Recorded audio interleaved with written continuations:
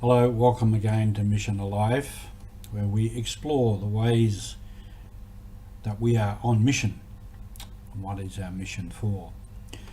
I think we've all had experience where we've been in a situation, in a discussion or a conversation where we know that our point of view is not going to be listened to, or we've been party to a conversation where two parties are discussing and we know there is going to be no agreement because one or other side is simply not listening and not capable or not ready to accept the point of view of the other. So this is where we come to the point of dialogue. It's a very big thing, dialogue, and it is one of the aspects of this spirituality of the church, of communion.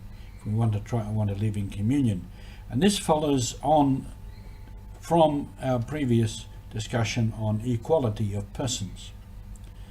Because equality of persons demands respect and acceptance, and dialogue then is part of this. If I respect someone, if I accept somebody, if I'm open, then I will listen to another person's point of view or idea or proposal or whatever the matter might be.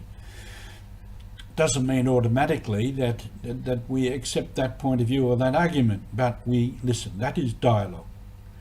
Dialogue doesn't guarantee agreement and unity of action, but it can lead to that.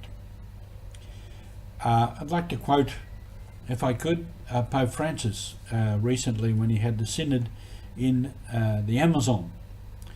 And part of the discussion was the situation of the Amazonian people. If I could quote his document there, he says, he gives great emphasis to social dialogue. He says, our principal dialogue partners, that is the Amazonian people, from whom we ask permission before presenting our proposals.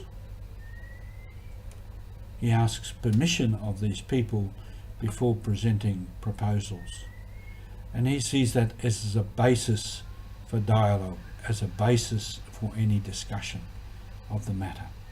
And it shows a great respect for those people and their situation. And then he says, and thus gives them the most authoritative voice at any table of dialogue. The most authoritative voice, because it is their place, it is the issues that concern them. So Francis then is showing great respect for the people's experience, the experience of life in that situation, their knowledge of the situation and their understanding, and also their desires and aspirations towards the future. And this is a great part of mission. If we're going to go on mission, then we need this aspect of dialogue, this attitude of dialogue. I know again, when I was in Papua New Guinea, from a long experience there, if there was an issue, something to be discussed, it might be simply making plans for the future, or might be discussing some issue of land or anything at all. The people would gather at an appointed time and a place, and different ones would speak. Now those meetings, there was no time limit.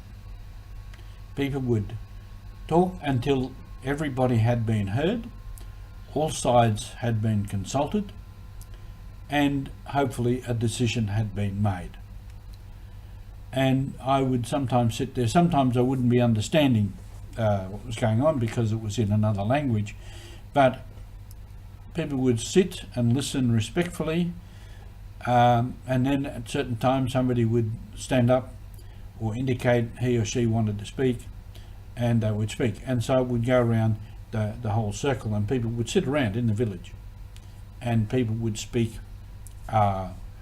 when they were ready to, and it would go backwards and forwards until they were satisfied that all had been said that needed to be said, and if it was possible they would make a decision. And this dialogue also goes back to the Second Vatican Council, where the document Gaudium et Spes, it says that the Church stands as a sign of and allows honest dialogue.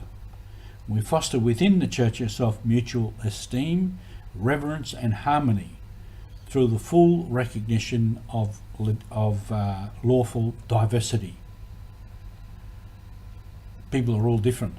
We're very diverse. And therefore there's a great diversity of experience, of knowledge, and therefore of opinion, of ideas, of aspirations. So a full recognition of lawful diversity. And within that too, that diversity, you must respect the unity and the desire for building unity. So, and this is a bit famous now from that document. It says, let there be unity in what is necessary, freedom in what is unsettled, and charity in any case. So unity in what is necessary, freedom in what is unsettled, and in any case, charity. It's a pretty good way to go. So that is part of our mission, to dialogue and to listen, and I will go into some of that in another talk. So have a good day on mission. Thank you.